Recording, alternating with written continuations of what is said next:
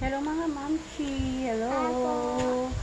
May unbox tayo ngayon for today. Nag-order ako sa Lazada ng box type na pang pro, pang grade 1 na. Grade 2 na pala anak ko. This coming school year. So, naghanap ako ng mga cheaper na brand. Actually, hindi naman siya brand ba ito? Hindi ko rin sure kung may brand. Basta cheaper price na makakamura ako. Kasi, dati may bag siya na, Lightning McQueen. Tinatry ko nang ibenta na rin. Kasi ayaw na rin niya ng Lightning McQueen. Hindi, right? Yes. So, eto na. I-unbox natin ngayon. Yung nabili ko. Tingnan natin.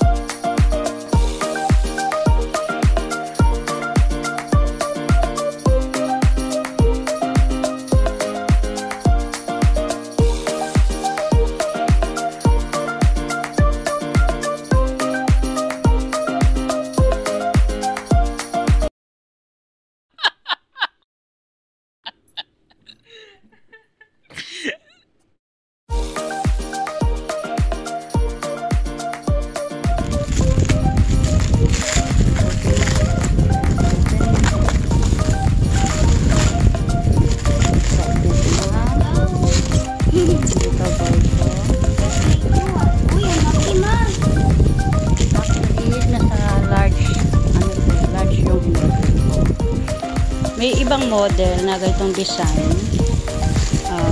May XL sila. Depende sa inyo kung how many books and notes dala ng mga bata.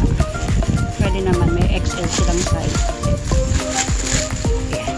Wow! So, ayan yung, ang ganda. Good quality siya. Put it down.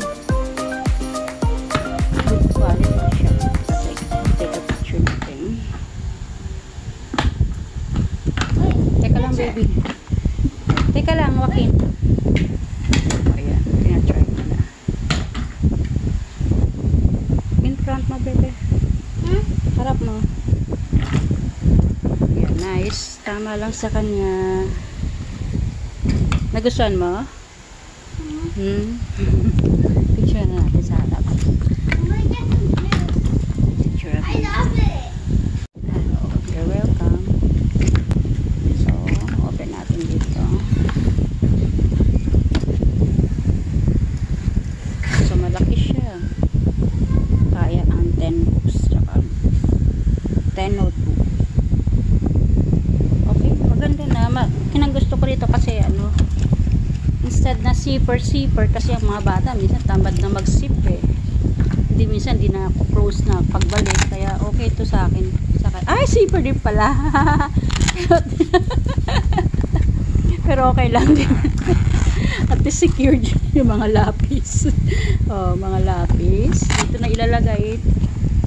Parang double purpose na, di mo na kailangan bumili ng pencil case kasi meron na dito. So, diba? Ito yung drinks nila dito.